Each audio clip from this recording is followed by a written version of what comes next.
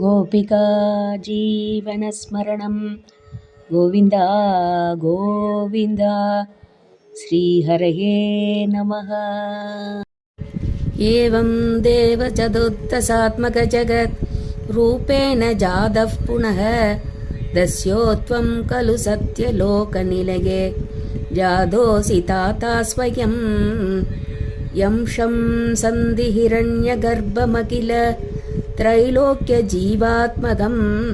यो भूस्फीधरजोऽपिकारविकसन् नानाशिशुक्षारसः सोऽयं विश्वविसर्गदत्तहृदयः सम्पश्यमानस्वयं बोधं कल्वनवाप्य विश्वविषयं चिन्ताकुलस्तस्तिवान् तावत्त्वं जगतां पते तपतपेत् एवं कि वैहायसी वाणीं येन श्रुतिसुखां गुर्वं स्तवप्रेरणाम् कोऽसौ माम् अवदत्पुनानिति चला पूर्णे जगन्मण्डले दीक्षुत्वीक्ष किमप्यनीक्षितवता वाक्यातमुत्पश्यता दिव्यं वर्षसहस्रमाततपसा तेन त्वमारातितः तस्मै दर्शितवानसि स्वनिलयं वैकुण्ठमेकाद्भुतम् माया यत्र कदापि नो विकुरुते पाते जगत्प्योपहिः सोगक्रोधविमोहस्वात्वसमुखाः भावास्तु दूरं कथाः सान्द्रानन्दजरी च यत्र परम ज्योतिप्रकाशात्मके तत्ते धाम विभावितं विजयते वैकुण्ठरूपं विभो यस्मिन्नाम चतुर्भुजाः हरिमणि श्यामावदा तत्विशो नानाभूषणरत्नदीपितदिशो राजद्विमानालयाः भक्तिप्राप्ततदावितोन्नतपथाः दिव्यन्ति दिव्या जनाः तत्ते धाम निरस्तसर्वशमलं वैकुण्ठरूपं जयेत् नानादिव्यवधूजनैरपि वृता विद्युल्लता तुल्यया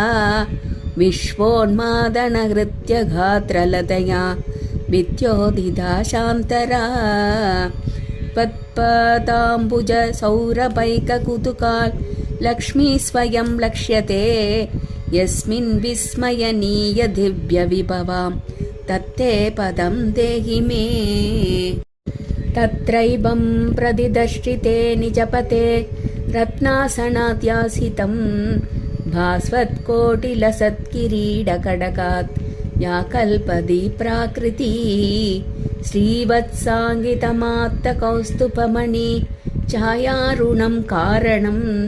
विश्वेषां तव रूपमैषत विधिः तत्ते विभो पातु मे कालाम्बोदकलाय कोमलरुचि चक्रेण चक्रं दिशाम् आवृण्वाणमुदारमन्दहसित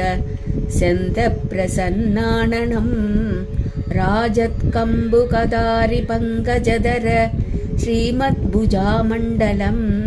स्रष्टुस्दुष्टिकरं बभुस्तव विभो मत्रोगमुद्वासये दृष्ट्वा सम्पृतसम्प्रमकमलभूः त्वत्पादपातोरुहे हर्षावेशवसंवतो निपतितः प्रीत्या कृतार्थी भवन् जानास्येव मणीक्षितं मम विभो ज्ञानं तथा पातय त्वयिता भवत्स्वरूपपरमिति आचष्टत्वं त्वां भजे आदाम्रे चरणे विनम्रमततम् हस्तेन हस्ते स्पृशन्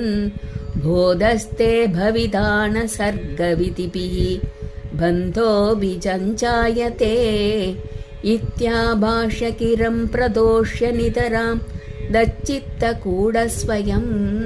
सृष्टौ तं समुदैरयस्य भगवन् उल्लासयोल्लागताम्।